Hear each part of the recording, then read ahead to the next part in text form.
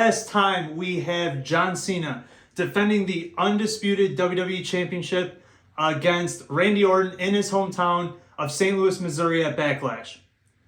Now, is this really going to be the last time? Because if we recall, there was Cena versus Rock once in a lifetime, but then they wrestled again, so that made it twice in a lifetime. But then if they wrestle again now, and if this is supposed to be the last time, would that make the next match the last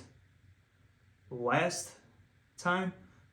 Well, anyway, that's not what we're here to talk about. I'm here to book the end of this match for you guys. This match should go no longer than hopefully 20 minutes. Both men are well into their mid-40s. Shouldn't go longer than 20 minutes. We know that it's going to be a slow-paced match to start. It'll start to pick up a little bit. Cena's going to hit a couple AAs. Orton will hit a couple RKOs. You'll see those false finishes that we like to see. Towards the end of the match, Cena's going to hit an AA or two. Can't put Orton away to get the 3 count. Cena's going to be puzzled. Doesn't know what to do from here. And then he looks at the ref, slaps the ref in the face, and gets disqualified. Now, we know that this is a playback from No Way Out of 2008, when Orton couldn't do anything to put Cena away, even tried to RKO him onto an announce table, tried to roll in the ring to get the count out. Cena gets back in the ring at 9, and Orton's puzzled, so he smacks the ref in the face to get disqualified. This is what's going to happen here. After this happens, that's where you're going to see Orton take the referee probably to the corner or against the ropes on the opposite end of where Cena might be. And he's going to try to convince the ref to not get the disqualification. It's my hometown. Don't do that. Please restart the match. While this is going on, Cena's going to slide out of the ring. He's going to grab the belt. He'll slide back in. And then as that's happening, Orton turns around. Cena clocks him over the head and drops him. Stands over him holding the belt up. After this, he walks out of the ring over where the hard camera is. And Randy Orton's dad, Cowboy Bob Orton Jr., will be sitting there, and then he'll stand up and look Cena face to face. And at this moment, that's where Cena then slaps Cowboy Bob right in the face. And then Orton's dad falls back over his chair, falls down, adds a little drama to it. And then you see Cena walk up the ramp, holding the title up with his head down, not even acknowledging the crowd.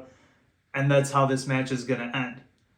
Now, this reason I say the match should end like this is because Cena's heel booking has been all about him paying back the fans for the way he's been treated over the past 20 plus years. He's also, if you've noticed in his promos, he keeps receipts on certain times and events when things have happened. If this is the way they end this match, look for Cena either on Raw or the next SmackDown, whatever show he's booked for next. That if this happens, you'll see his reasoning being that when Orton did it in the match, the crowd cheered for Orton after he did it. And this will be Cena bringing up another point of a time that he's put everything in for the crowd. And if you noticed on SmackDown how he talked about Orton's troubled history. And he'll mention that again about Orton's troubled history. And even with that they still cheered for Orton when taking that road of getting disqualified to win the match, when Cena has always been, the poster child for WWE and carried the company on his back, and they still turned his back on him and supported Orton even with doing a move like that. That's why the match should end like that, and that's what would be his promo after when he comes back on a Raw or SmackDown in the next week or two. I hope you guys liked me booking this match. I think I should become a booker for WWE, to be honest. I think I have a very good creative thought process behind this. Like, I don't try to do fantasy booking and say stuff that's not realistic. I try to think of me as a 30-plus year wrestling fan.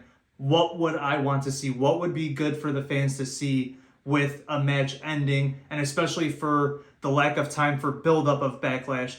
Now, we all know Orton's not going to win because he's already come out 3 straight times and has, RKO'd Cena.